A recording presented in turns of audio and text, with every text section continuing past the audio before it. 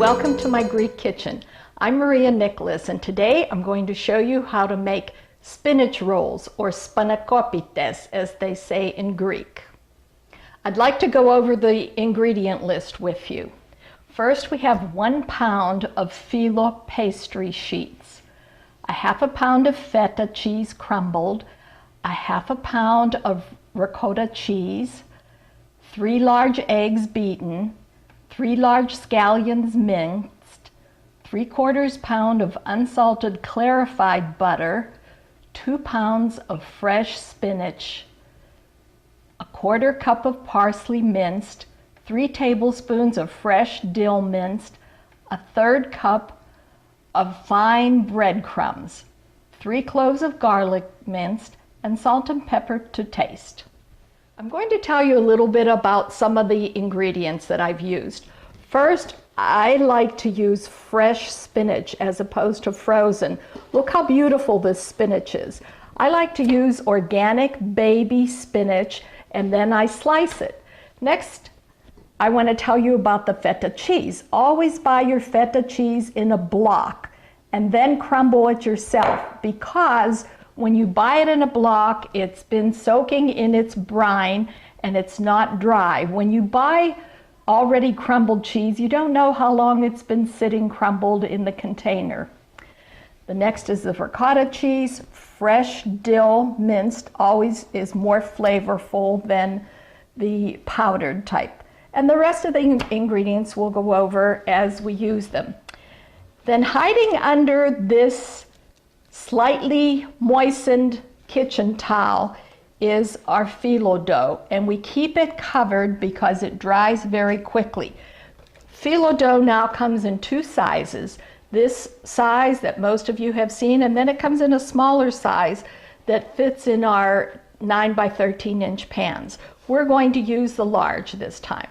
Okay, let's get started. First step is to parboil the onions. Now I have a 1/4 cup of water sizzling in the pot, and I'm going to put the onions in.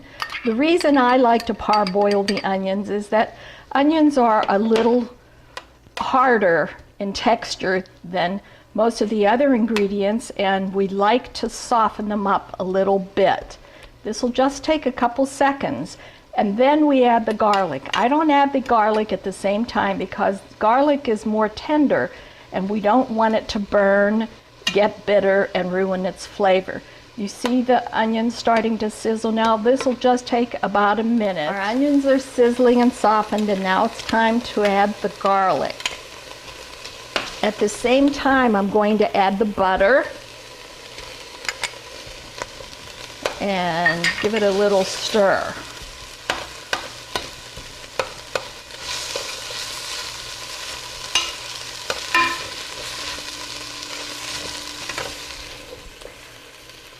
I'm going to add the parsley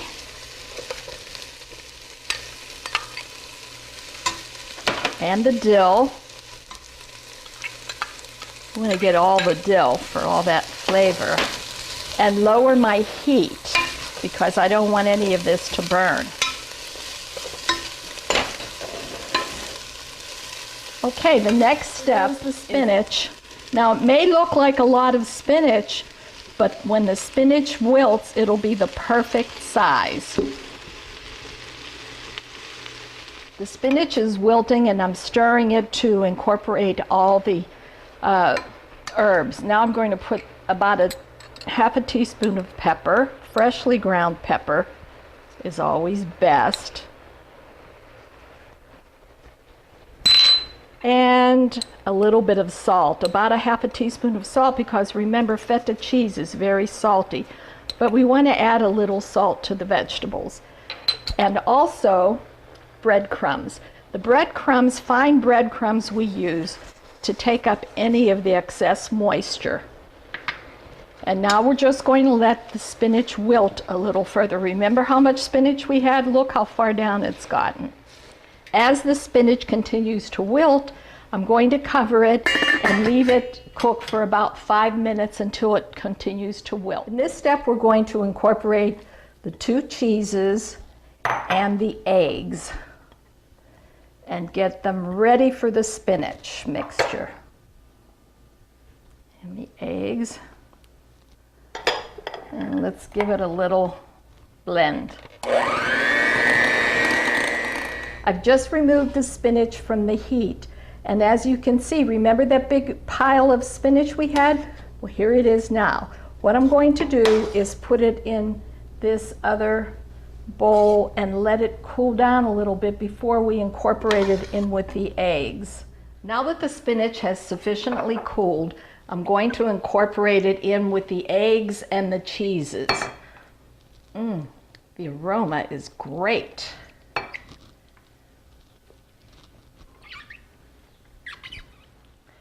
Okay, here we are mixing it. We want to mix it thoroughly, so it'll just take a couple of minutes. In order to wilt the spinach, it took about 10 minutes. But you see the difference? The 2 pounds of spinach, how it wilted down to just a small amount.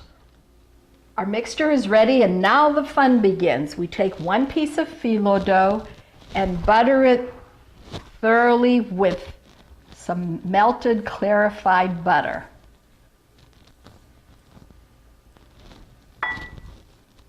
The reason we clarify the butter is to get rid of the milk solids that could make the phyllo very soggy.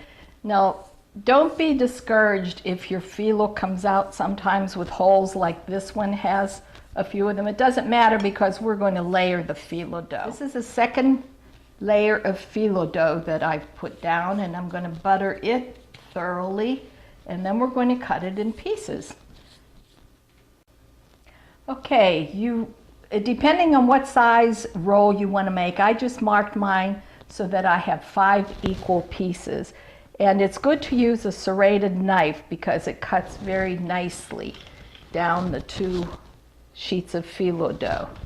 See how easily it cuts, and it's good to do this on a piece of marble or your countertop. I wouldn't recommend doing it on a laminated countertop. Then we take the filling and put it in the center. I like to use a little scoop. Makes it a little easier. And then I'll show you how to roll them. Okay, now it's time to roll these little cuties. Just be sure that the filling doesn't expand over the edges. And just gently roll it up. The reason I like to make these in rolls is because if you're not going to bake them all at one time, you can put them in the freezer, freeze them, and as you have an event, you can bake. You don't need a sheet that's greased because you have a lot of butter on there. The butter helps the phyllo puff out. I'm ready to put our first pan into the oven, a 350-degree oven for about 20 minutes. The spinach rolls have finished baking. Don't they look beautiful? The good thing about this recipe is that after you roll them and before you bake them, you can put them in an airtight container between several layers of wax paper. And as you need them for an event or a party, you can take a few out at a time and bake them. I can't wait to taste one.